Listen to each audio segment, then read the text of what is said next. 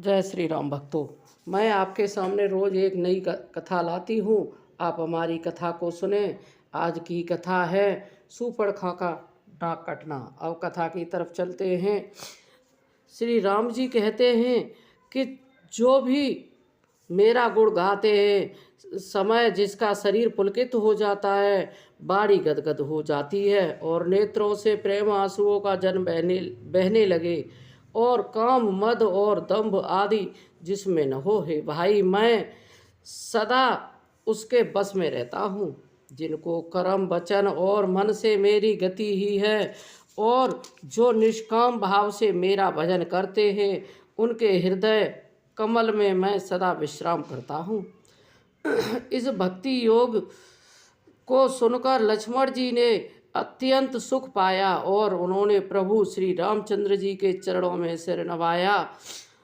इस प्रकार वैराग्य ज्ञान गुण और नीति कहते हुए कुछ दिन बीत गए। शूर्पणखा नामक रावण की एक बहन थी जो नागिन के समान भयानक और दुष्ट हृदय थी।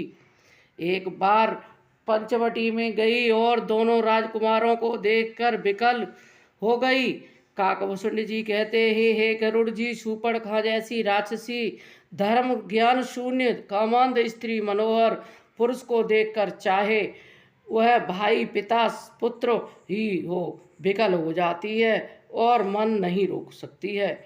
जैसे सूर्यकांत मणि सूर्य को देखकर द्रवित हो जाती है, ज्वाला से पिघल जाती है।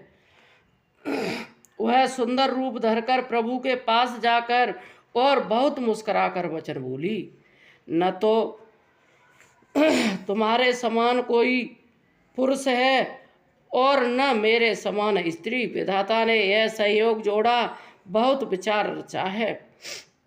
उसने कहा, तुम सम पुरुष नमो सम नारी, यह संजोग विधि अविचारी। मेरे योग्य पुरुष जगत भर में नहीं है। मैंने तीनों लोकों की खोजा है। इसी से मैं अब तक कुंवारी अव्यभावित रही हूँ। अब तुमको देखकर कुछ मन माना चित्त ठहरा। सीता जी की ओर देखकर प्रभु श्री रामचंद्र जी ने यह बात कही कि मेरा छोटा भाई कुमार है। वह लक्ष्मण जी के पास गई। लक्ष्मण जी उसे शत्रु की बहन समझकर और प्रभु की ओर देखकर कोमल वाणी से बोले, हे सुंदरी सुन, मैं तो उनका दास हूँ, मैं पराधीन हूँ, तुम्हें सुख न होगा। प्रभु समर्थ हैं, कौशलपुर के राजा हैं, वे जो कुछ करें उन्हें सब छजता है। सेवक सुख चाहे भिखारी, सम्मान चाहे व्यसनी, जुए शराब आदि व्यसन हो, धन और व्यभिचारी, सब गति चाहे लोभी, यश चाहे और अभिमानी, चारों फल धर्म काम मोक्ष चाहे, तो ये सब आकाश को धोकर दूध लेना चाहते हैं। बात को संभव करना चाहते हैं। वह लौटकर फिर राम जी के पास आई। प्रभु जी ने फिर से लक्ष्मण जी के पास भेज दिया। लक्ष्मण जी ने कहा, तुम्हें वही वरेगा जो लज्जा को तृण तोड़कर अर्थात प्रतिज्ञा करके त्याग देगा, अर्थात जो निपट निर्लज होगा। तब वह खिसियाई हुई क्रुद्ध होकर श्री राम जी के पास गई और उसने अपना भयंकर रूप प्रकट किया।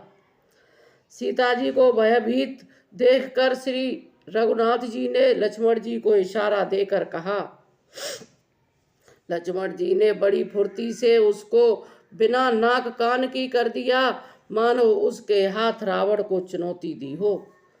बिना नाक कान के वह विकराल हो गई।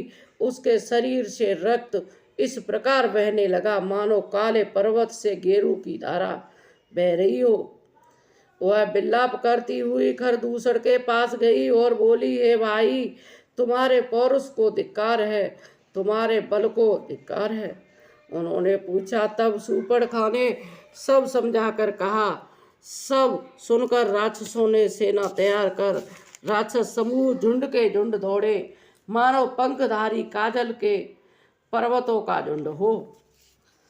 वे अनेकों प्रकार की सवारियों पर चढ़े हुए तथा अनेकों आकार सूरतों के हैं, वे अपार हैं और अनेकों प्रकार के असंख्य भयानक हथियार धारण किए हुए हैं। उन्होंने नाक कान कटी हुई अमंगल रूपड़ी शूर्पणखा को आगे कर लिया। अगणित भयंकर असगुन ही हो रहे हैं, परंतु मृत्यु के बस होने के कारण वे सब के सब उनको कुछ गिनते ही नहीं। गरजते हैं, ललकारते हैं और आकाश में उड़ते हैं। सेना देखकर योद्धा लोग बहुत ही हर्षित होते हैं। कोई कहता है दोनों भाइयों को जीता ही पकड़कर मार डालो और स्त्री को छीन लो।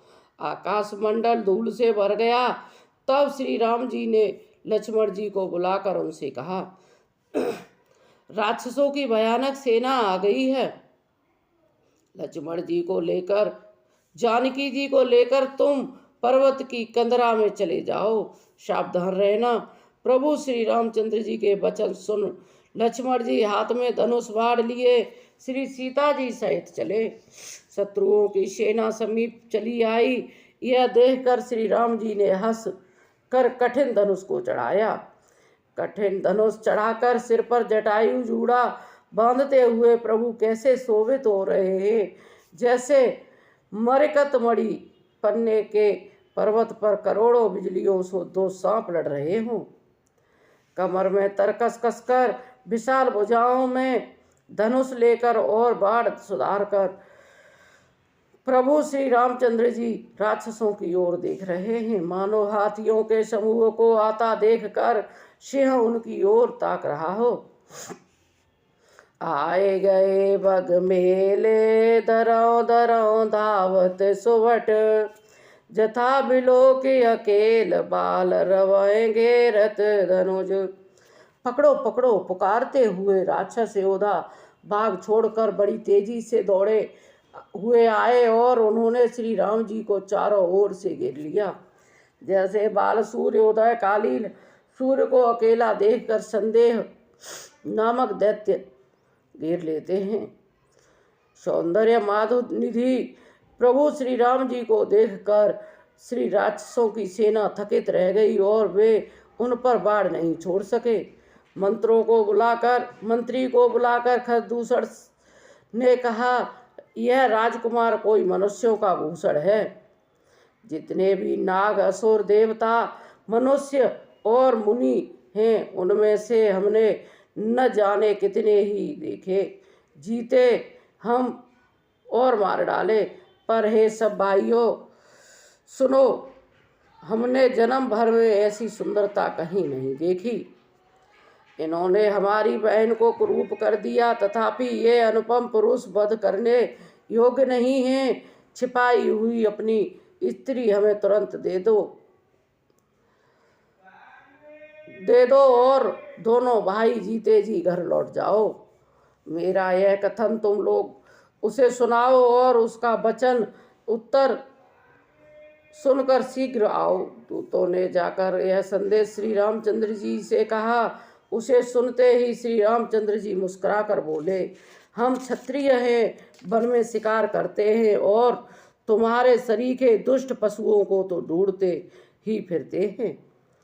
हम बलवान शत्रु को देखकर नहीं डरते। लड़ने आवे तो एक बार तो हम काल से भी लड़ सकते हैं।